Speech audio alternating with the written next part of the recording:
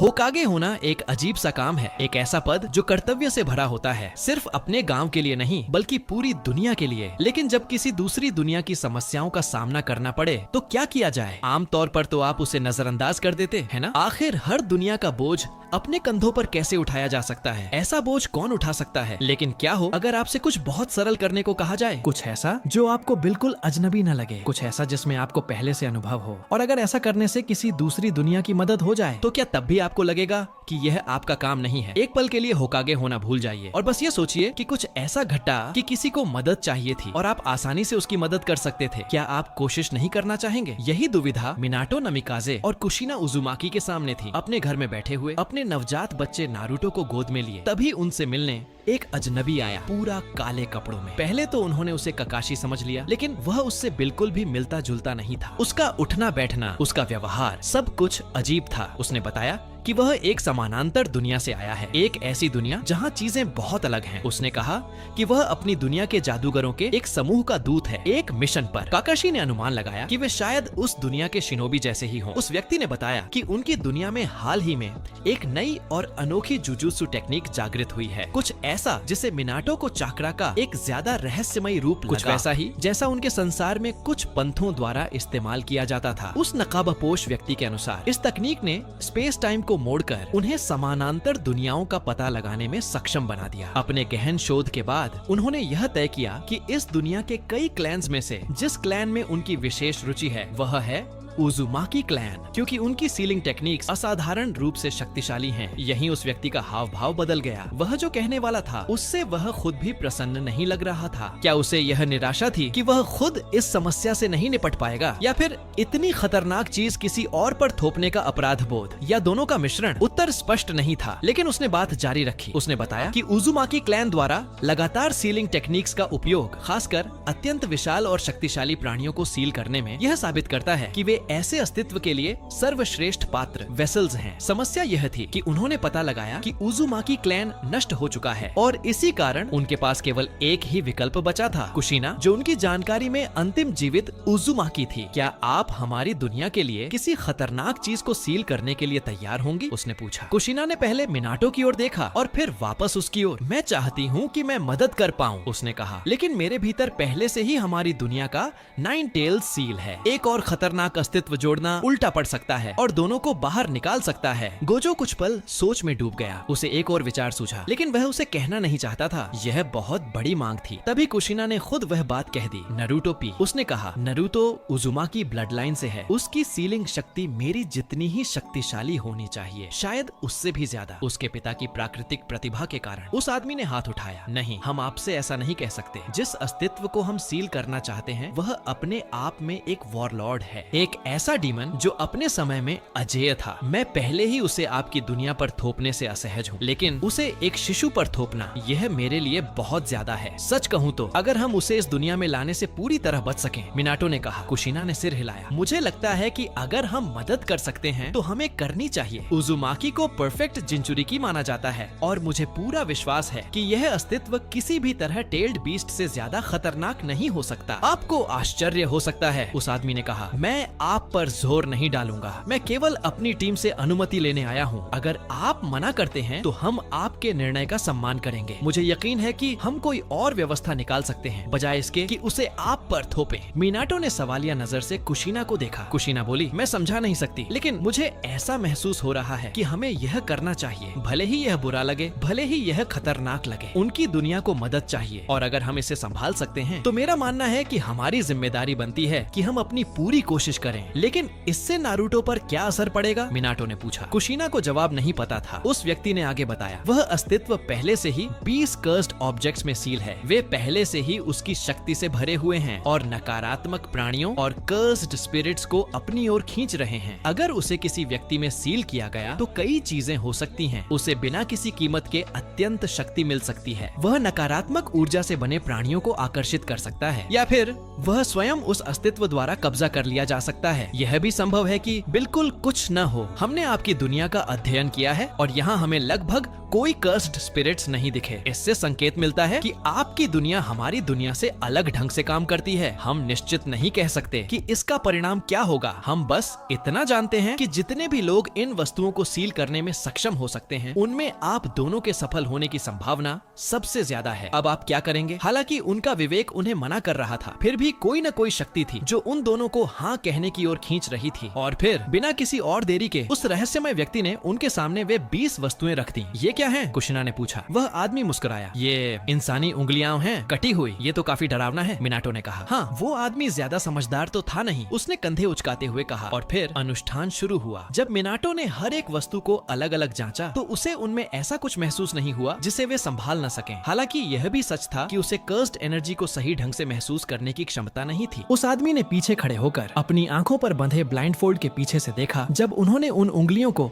उस शिशु के भीतर सील किया। उस सील ने बच्चे के पेट पर एक अजीब सा टैटू छोड़ दिया जो समय के साथ धीरे धीरे फीका पड़ गया। सब कुछ हो जाने के बाद भी गोजो पास ही रहा, सिर्फ एहतियात के तौर पर अगर सुकूना जाग जाए और हिंसा पर उतर आए। 1 हफ्ते के बच्चे के शरीर में वह क्या कर सकता था? यह अपने आप में एक सवाल था, लेकिन अभी तक कोई तात्कालिक खतरा दिखाई नहीं दे रहा था। शायद HQ के बूढ़े लोग सही थे। इस दुनिया में सिर्फ कर्स बेस्ड टेक्निक्स ही नहीं बल्कि कई तरह के जुत्सु मौजूद थे जिनकी वजह से यहाँ के लोग असाधारण कारनामे कर सकते थे। फिर भी कहीं न कहीं गोजो को अफसोस था कि शायद उसे कभी सुकूना से आमने सामने लड़ने का मौका नहीं मिलेगा। हालांकि यह ज्यादा मायने नहीं रखता था। सबसे जरूरी बात यह थी कि दुनिया सुरक्षित थी। हालांकि सच कहें तो वह किसे बेवकूफ बना रहा था। वह इतिहास के सबसे महान जादूगर से एक बार भिड़ने के लिए अपने जान पहचान वालों को मारकर उनकी कब्रों पर भी नाच जाता। आखिर सबसे ताकतवर सॉर्सरर कौन था, सुकूना या गोजो खुद? लेकिन ऐसा लगता था कि यह सब कभी होने वाला नहीं था। अगर तुम्हें लगता है कि अब सब संभाल लिया गया है तो मैं चलता हूँ, गोजो ने कहा। शायद यह आखिरी बार होगा जब तुम मेरी आवाज सुनोगे। अगर कोई सवाल हो तो अभी पूछ लो। मेरे पास एक सवाल है, मिनाटो ने कहा। अगर यह आदमी उतना ही खतरनाक है जितना तुम कहते हो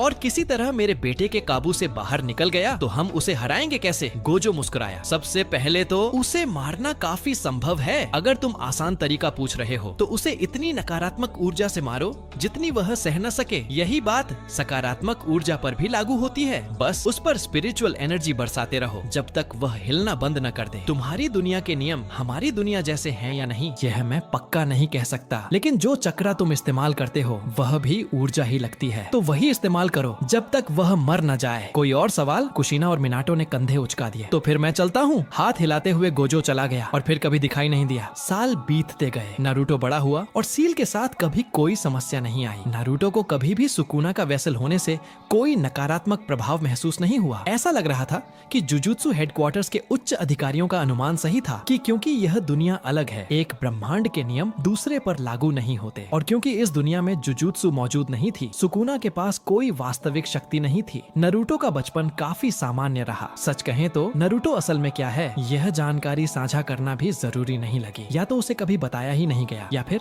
वह भूल गया। अगर उसे बताया भी गया होगा तो वह बहुत छोटा रहा होगा। ADHD जैसी हालत में उसे शायद कुछ समझ ही नहीं आया। जो भी हो, नारुतो की जिंदगी सामान्य थी। उसे किसी बात की चिंता नहीं थी। उसकी एकमात्र चुनौती थी एक शिनोबी बनना और 4th होकागे का बेटा होना। नारुतो के पास एकेडमी में सफल होने के लिए हर जरूरी चीज थी। उसने निंजुत्सु जल्दी सीख लिया। जब उसने अपनी खुद की सीमाओं को पार किया और अपनी छिपी हुई क्षमता को पहचाना तो उसे एहसास हुआ कि वह सच में काफी प्रतिभाशाली है। उसे ककाशी हताके के नेतृत्व में एक टीम में भी डाल दिया गया। सब कुछ सही चल रहा था। मिशन बिना किसी समस्या के पूरे हो रहे थे और ऐसा लग रहा था कि जल्द ही वे चुनिन बन सकते हैं। लेकिन आप सब आने वाले लेकिन को महसूस कर सकते हैं। वाकई उनकी दुनिया में कुछ ऐसा हो रहा था जो चिंता का कारण बन रहा था। हालांकि यह मिशन कुछ ज्यादा ही बड़ा लग रहा था जेनिन के लिए, लेकिन क्योंकि यह सिर्फ स्काउटिंग था, उन्होंने टीम 7 को भेजने का फैसला किया। उन्हें अपने ऑफिस में बुलाकर मिनाटो ने उन्हें स्थिति समझानी शुरू की। पिछले 1 महीने से हम चुपचाप एक स्थिति पर नजर रख रहे हैं। हर हफ्ते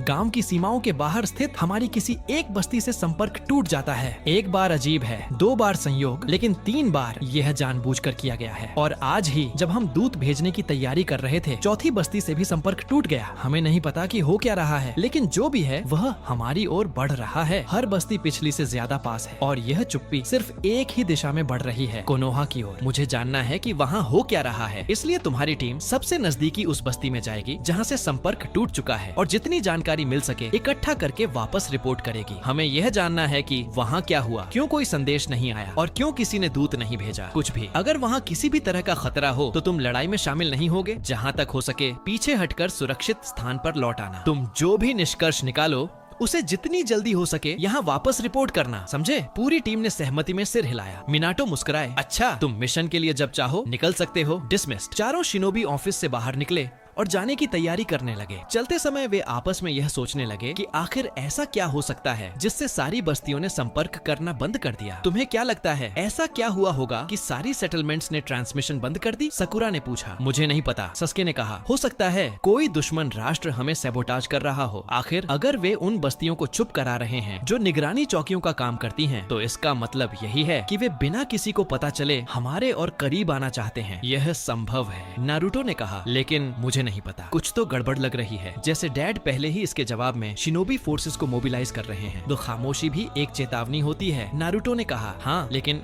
भले ही उनका मकसद कोनोहा को आने वाले हमले के बारे में न बताना न हो, फिर भी इससे उनकी असली संख्या, तैनाती और मूल गांव छिप जाते हैं, जिससे हमारे लिए जवाबी कार्रवाई करना मुश्किल हो जाता है। हाँ, लेकिन फिर भी मुझे यकीन नहीं होता, नारुतो ने कहा। अगर तुम इतने ही समझदार हो तो हमें बताओ कि असल में हो क्या रहा है, सस्के ने कहा। नारुतो ने कुछ देर सोचा। मुझे लगता है कि जो हो रहा है शायद वह किसी की वजह से नहीं हो रहा। क्या हो अगर यह कोई नई बीमारी हो, कोई महामारी जो फैल रही हो, और जिस दिशा में यह फैल रही है उसका कारण यह हो सकता है कि कुछ लोग दूसरी बस्तियों में शरण ले रहे हों, यह जाने बिना कि वे खुद कैरियर हैं। यह सोचकर ही डर लगता है, सकुरा ने कहा। मैं इसके बारे में सोचना भी नहीं चाहती, क्योंकि अगर यह सच हुआ और हम वहाँ गए तो हम खुद संक्रमित हो सकते हैं, जिससे हमारी मौत भी हो सकती है और पूरा गांव खतरे में पड़ सकता है। तभी ककाशी ने बोलकर सबका ध्यान खींचा। यह एक खतरनाक रास्ता है, ककाशी ने कहा। तुम बस अंदाजे लगा रहे हो कि क्या हुआ होगा, लेकिन तुम्हारे पास कोई सबूत या जानकारी नहीं है कि असल में क्या हुआ। तुम सिर्फ खुद को पैरानॉइड बना रहे हो सकता है कि असल में हुआ ही कुछ न हो सकता है बस कम्युनिकेशन लाइंस खराब हो गई हो और इसी वजह से संपर्क टूट गया हो। हम वहाँ पहुँचे और पता चले कि बस यही समस्या है, एक टेक्निकल ग्लिच। मुझे यह वाला विचार ज्यादा पसंद है, सकुरा ने कहा। चलो उम्मीद करते हैं कि यही सच हो। वे आगे बढ़ते रहे और आखिरकार उस जगह पहुंच गए जहां उन्हें भेजा गया था। सबसे नजदीकी सेटलमेंट ने हाल ही में कोनोहा से संपर्क खोया था। जैसे ही वे बस्ती के इलाके में दाखिल हुए, वे एक घने कोहरे से घिर गए जिसका स्रोत अज्ञात था। न तो बारिश हुई थी और न ही कोई ऐसा मौसम संबंधी हादसा हुआ था जो इस कोहरे की वजह बन सके। वह बस मौजूद था, जैसे किसी आने वाली तबाही का संकेत। चाहे वह कोहरा हो, हवा में मौजूद कोई ऊर्जा या फिर उनकी अपनी कल्पनाएं जो दिमाग से खेल रही थीं, समूह को गहरी बेचैनी और डर महसूस होने लगा। ऐसा लग रहा था मानो वे किसी दानव के क्षेत्र में कदम रख रहे हों। यहाँ तक कि ककाशी ने भी यह महसूस किया। फिर भी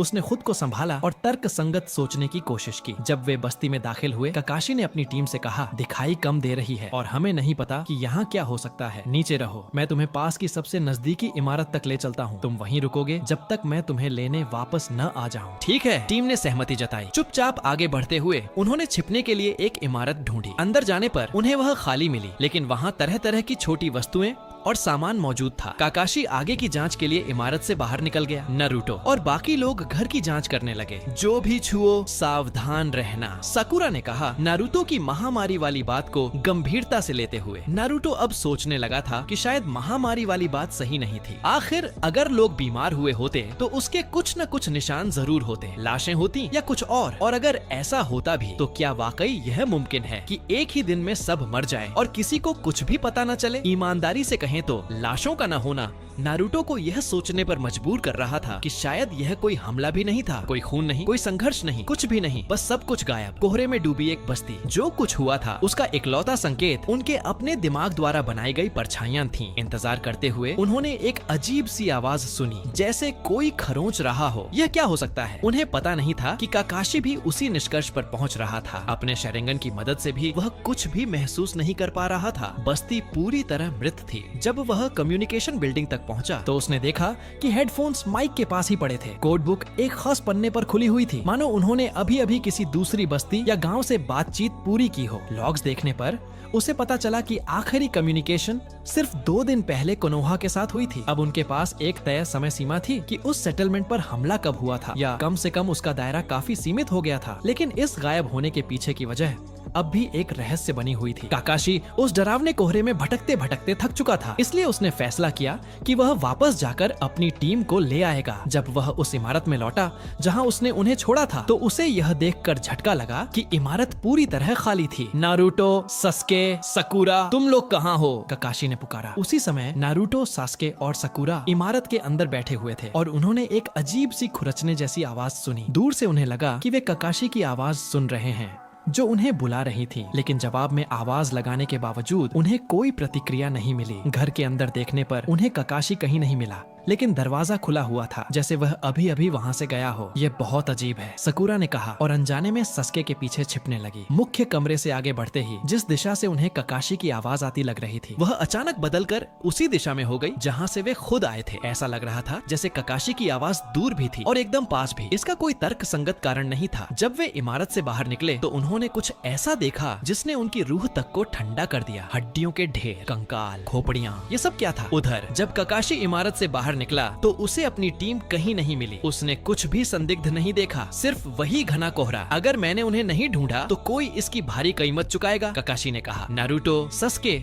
और सकुरा ने लाशों की जांच शुरू की। जब हम यहाँ आए थे तब ये यहाँ नहीं थीं, सस्के ने कहा, और यहाँ कोई ऐसा भी नहीं था जो इन्हें यहाँ ला सके। तो ये यहाँ कैसे आई? नारुतो के पास कोई जवाब नहीं था, लेकिन वह ये जरूर जानता था कि जो कुछ भी हो रहा था वह बेहद डरावना था। उन्हें यहाँ से निकलना ही होगा। वह काकाशी को ढूंढना चाहता था, लेकिन चाहे वे जितना भी चिल्लाएं, कोई जवाब नहीं आया। नारुतो ने पूरी ताकत से आवाज लगाई, काकाशी, अगर आप हमें सुन सकते हैं तो हम सेटलमेंट छोड़ रहे हैं, पूर्वी सड़क पर हमसे मिलिए। वे मुड़कर जाने ही वाले थे कि तभी उन्हें रोक दिया गया। कोहरे में कुछ खड़ा था, वह बहुत बड़ा था, सांप जैसा, लेकिन दिखाई नहीं दे रहा था। उसके आकार का इकलौता संकेत था कोहरे की अनुपस्थिति। अगर कोहरा न होता तो इस बात का कोई सबूत नहीं होता कि वहाँ कुछ मौजूद है, लेकिन कोहरे की वजह से, या यूं कहें कोहरे के न होने की वजह से, उस प्राणी का आकार पहचाना जा सकता था। काकाशी वहीं खड़ा होकर उस विशाल आकृति को देख रहा था, लेकिन आसपास कोई और नहीं था। ये क्या बकवास है? उसने खुद से पूछा और आगे बढ़ा। उसका शेयरिंग गन, जो आमतौर पर हर चीज को बारीकी से देख सकता था, उस आकृति को स्कैन करता रहा, लेकिन कुछ भी नहीं मिला। ऐसा कोई कारण नहीं दिखा कि वहाँ कोहरा क्यों नहीं जमा हो रहा था। क्या यह कोई अजीब सा वायुमंडलीय प्रभाव था, या उसका दिमाग ही इसे कोई रूप देने की कोशिश कर रहा था? काकाशी ने हाथ आगे बढ़ाकर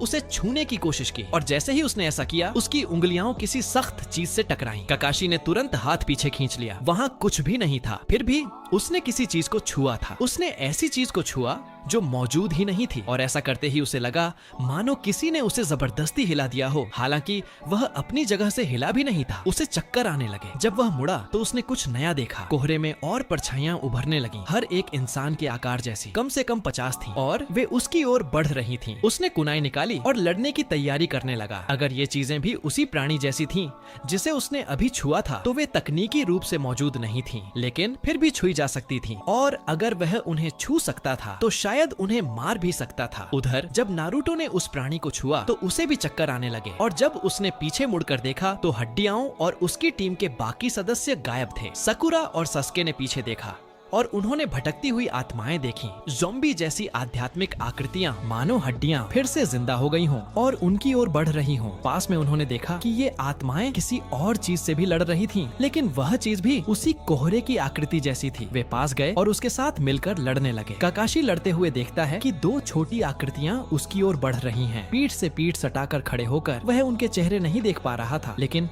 उनके आकार, मुद्रा और हथियारों से उसे यकीन हो गया कि वे शिनोबी हैं। उसके मन में आया, क्या ये सस्के और सकुरा हैं? लेकिन फिर नारुतो कहाँ है? काकाशी का दिमाग टुकड़ों को जोड़ने लगा। क्या यह किसी तरह का स्पेस टाइम निंजुत्सु है? वे एक ही जगह और समय में हैं, लेकिन किसी और अदृश्य आयामी अक्ष पर। उनके निर्देशांक बदल चुके थे, ऐसे अंकों पर पहुंच गए थे जो शायद अस्तित्व में भी न हो। काकाशी जानता था कि इससे निपटने का सिर्फ एक ही तरीका है, अपने कमुई के साथ आने वाली आयामी अनुभूति का इस्तेमाल करना। उसे यह समझना था कि वह कहाँ है और कोशिश करनी थी कि सबको उनकी असली डायमेंशंस में वापस भेज सके। नारुतो अब अकेला सेटलमेंट के बीचों बीच खड़ा था। धीरे धीरे वह प्राणी जो कोहरे में दिखाई दिया था कहीं नजर नहीं आ रहा था। चलते चलते उसे अचानक जमीन के हिलने की आवाज सुनाई दी। उसने जमीन पर एक निशान बनते देखा। वह पीछे कूदा और लड़ने की मुद्रा में आ गया। मुझे नहीं पता तुम क्या हो, लेकिन सामने आओ, उसने कहा और उस प्राणी की ओर कुनाई फेंकी। लेकिन कोई टकराव नहीं हुआ। यहाँ कुछ बहुत बुरा हो रहा था। यह दुर्भावनापूर्ण था, खतरनाक था, और सबसे बुरी बात, यह बिल्कुल भी प्राकृतिक नहीं लग रहा था। तुम आखिर हो क्या? नारुतो ने पूछा। मैं सब हूँ? कोई नहीं हूँ। मैं तुम्हारे कर्मों का परिणाम हूँ। मैं तुम्हारे कर्मों का कारण हूँ। मैं वही हूँ जो तुम्हारे अपने दिमाग के पीछे मौजूद रहता है, उसने कहा, मानो दूर जाता जा रहा हो। तभी अचानक उसकी आवाज नारुतो के दूसरी ओर गूंज उठी। तुम्हारे हर बुरे विचार में जो तुम्हारी रीढ़ में सिहरन पैदा करता है, वह मैं हूँ। नारुतो पीछे कूदा। उसने कुनाई उठाई और सामने उभरी परछाई की ओर तान दी। मैं वही हूँ। तुम्हारे हथियार का अस्तित्व इसलिए है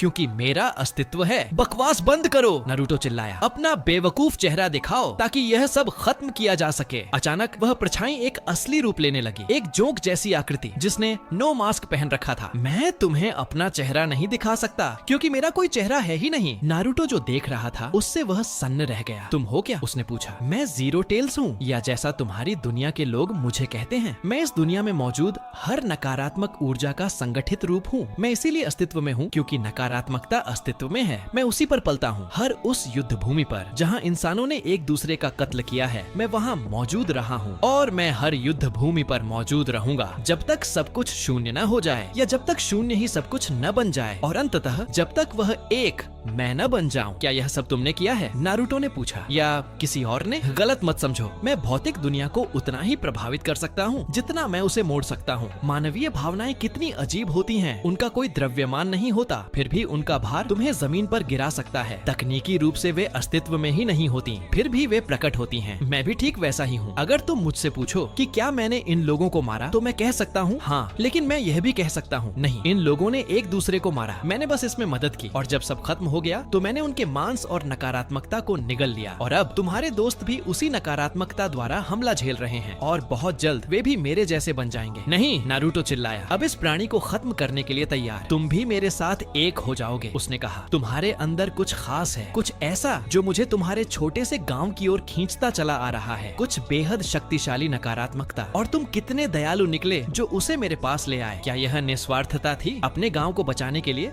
खुद को बलिदान करने की तैयारी, या फिर यह बस किस्मत थी? फर्क नहीं पड़ता। महत्व सिर्फ इतना है कि तुम यहाँ हो और मेरे साथ एक होने के लिए तैयार हो। प्राणी के शरीर से सिरे निकले और नारुतो की ओर बढ़े। नारुतो पीछे कूदा। जमीन टूटती चली गई। अचानक उसके पीछे जमीन से और सिरे निकले जो उसे जकड़ने लगे। नारुतो बगल में कूदा। ऐसा करते हुए उसने कागजी बम लगे कुनाई उन भुजाओं की ओर फेंके। भुजाएं पीछे हट गईं, लेकिन जीरो टेल्स का हमला थमा नहीं। ऐसा लग रहा था कि उसके पास असीमित भुजाएं पैदा करने की क्षमता है, और वे अब नारुतो को चारों ओर से घेर रही थीं। नारुतो ज्यादा देर तक बच नहीं सका। आखिरकार उसे पकड़ लिया गया। उसे खींचकर प्राणी के मुखौटे के करीब ले जाया गया। तुम्हारे अंदर कितनी स्वादिष्ट अंधेरा है, मुझे लगता है मैं इसे अपने लिए ले लूंगा। मुखौटे के पीछे प्राणी का मांस खुलने लगा। नारुतो को निगलने की तैयारी में नारुतो चीख पड़ा। वह घबरा गया, लेकिन तभी कुछ बदल गया। नकारात्मक ऊर्जा का प्रवाह किसी चीज को जगा रहा था, और अगले ही पल नारुतो नहीं रहा। उसकी जगह एक ऐसा व्यक्ति खड़ा था जिसके चेहरे और शरीर पर काले निशान उकेरे हुए थे। प्राणी की भुजाएं कट गईं जब वह व्यक्ति पीछे कूदा। वहाँ खड़े उस व्यक्ति के बाल नारुतो जैसे सुनहरे थे, लेकिन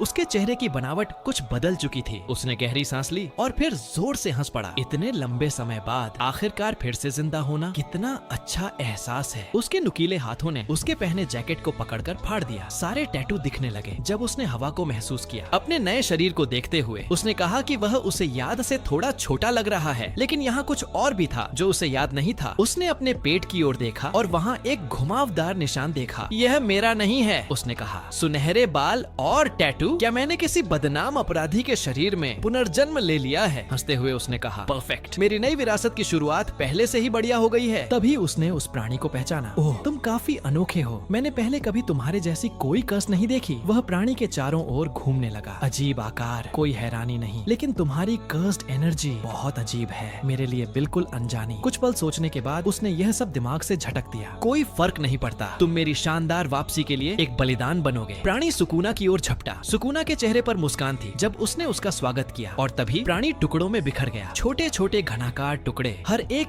ऐसे हिल रहा था जैसे खुला हुआ अंग। सुकुना ने एक टुकड़ा उठाया और उसे देखने लगा। दिलचस्प। उसने एक कॉर लिया। वह दुख, डर और नकारात्मकता से भरा हुआ था। एक स्पेशल ग्रेड कर्स बनने के सारे गुण मौजूद थे। उधर काकाशी आखिरकार उस स्थान का पता लगाने में सफल हुआ जहाँ वे फंसे हुए थे। उसने सकुरा और सस्के की परछाइयों की ओर देखा और कमुई का प्रयोग कर उन्हें उनकी असली डायमेंशन में लौटा दिया। जैसे ही वह मूल दुनिया में पहुंचा, उसने सस्के और सकुरा को अजीब सा देखते हुए पाया। काकाशी ने पीछे मुड़कर देखा। वहाँ नारुतो घुटनों के बल बैठा था, किसी प्राणी के अवशेषों से खेलते हुए। क्या उसने उस चीज को मार दिया था? और उससे भी बढ़कर वह ऊपर से नंगा और अजीब से टैटू से ढका हुआ क्यों था? उसके पास पहले तो ऐसा कुछ नहीं था। काकाशी ने देखा कि नारुतो या जो भी वह अब था, एक और टुकड़ा उठाकर उसे काट रहा था। घिनौनी चिपचिपी आवाज आई, जैसे कोई अलौकिक खून सा तरल उसके रोम छिद्रों से बाहर निकल रहा हो। सकुरा लगभग उल्टी करने ही वाली थी। काकाशी ने आगे कदम बढ़ाया। शरिंगन अब भी सक्रिय था। उसने कहा, नारुतो, तुम वहाँ क्या कर रहे हो? नारुतो ने सिर मोड़ा और काकाशी की ओर देखा, लेकिन इस बार उसके चेहरे पर अपनी आंखों के नीचे एक अतिरिक्त जोड़ी आंखें थीं। चेहरा पोंछते हुए सुकुना खड़ा हुआ। यह वेस्ट क्या है और यह हेडबैंड? उसने पूछा। क्या आजकल जुजुत्सु सॉर्सरर्स ऐसे दिखते हैं? वह हल्का सा हंसा। उसकी आवाज पूरी तरह नारुतो से अलग थी। काकाशी उलझ गया। सॉर्सरर, तुम क्या हो? सुकुना ने ठुड्डी पर हाथ रखा, जैसे दिमाग में विचार घूम रहे हों। अरे, तो तुम जुजुत्सु सॉर्सरर नहीं हो? आसपास देखते हुए उसने कंधे उचका दिए। खैर, मैं देख रहा हूँ कि तुम 2 छोटे मेमने अपने साथ लाए हो। मुझे यकीन है कि इन्हें काटने में थोड़ी बहुत खुशी तो जरूर मिलेगी। काकाशी ने आगे कदम बढ़ाया। हाथ के इशारे से सस्के और सकुरा को पीछे हटने को कहा। सस्के ने रक्षात्मक मुद्रा ली। सकुरा उसके पीछे खड़ी हो गई। काकाशी आगे बढ़ा। शरिंगान तेजी से चमक रहा था। वह नारुतो को ऊपर नीचे देखकर यह समझने की कोशिश कर रहा था कि आखिर उसके अंदर यह बदलाव किस कारण आया। तभी उसने देखा, नारुतो के एक टैटू में उजुमाकी क्लैन की सीलिंग फॉर्मूला थी। वह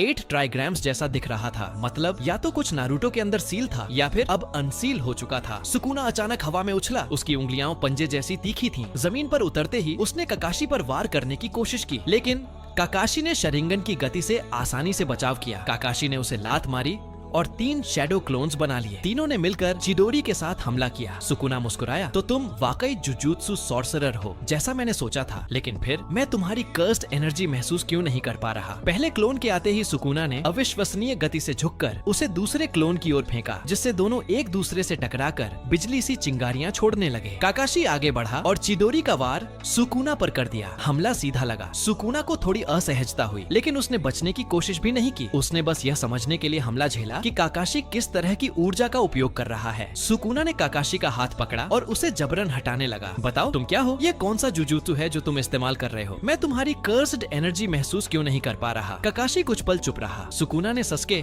और सकुरा की ओर देखा। और तुम दोनों, क्या तुम भी उसके जैसे हो? उन्होंने कोई जवाब नहीं दिया। सुकुना ने गहरी सांस ली। जानते हो क्या, कोई फर्क नहीं पड़ता। अगर तुम ही इसके उपयोग करता हो तो यह महत्वपूर्ण नहीं है, और अगर तुम इतने कमजोर हो तो तुम्हारे पास मुझे देने लायक कुछ भी नहीं है। तो क्यों ना मैं तुम्हें बस भेज ही दूं। अब वे उसके गारंटीड हिट रेडियस में थे और उनसे बच निकलना असंभव था। सुकुना ने वार करने की तैयारी की, लेकिन तभी कुछ हुआ। नारुतो ने फिर से नियंत्रण पा लिया। सुकुना को आश्चर्य हुआ। उसके पेट में कसाव होने लगा, जैसे कोई सील सक्रिय हो गई हो। वह सील नारुतो को उसके अवचेतन मन से शक्ति दे रही थी और सुकुना को अंदर धकेल रही थी। चल, लग रहा है मजा खत्म हो गया अब भी के लिए। नारुतो जमीन पर घुटनों के बल गिर पड़ा। सांसें संभालते हुए उसने पूछा, काकाशी सेंसे, क्या हुआ? टीम 7 वापस कोनोहा लौट आई, जहाँ मिनाटो ने उनसे पूरी रिपोर्ट ली। उन्होंने उसे उस परलौकिक प्राणी के बारे में बताया और सब कुछ जो उन्होंने देखा था। हर किसी की कहानी अलग दृष्टिकोण देती थी, लेकिन काकाशी की कहानी ने पूरी बात की दिशा बदल दी। जब हम बाहर आए, काकाशी ने कहा, हमने नारुतो को देखा, लेकिन वह नारुतो नहीं था। उसके शरीर पर 8 ट्राइग्राम्स का निशान था। जो भी अंदर था वह बाहर आ गया। मिनाटो को काकाशी को सुकुना को सील करने की पूरी कहानी फिर से बतानी पड़ी। काकाशी ने गहरी सांस ली। तो किसी दूसरी दुनिया वाला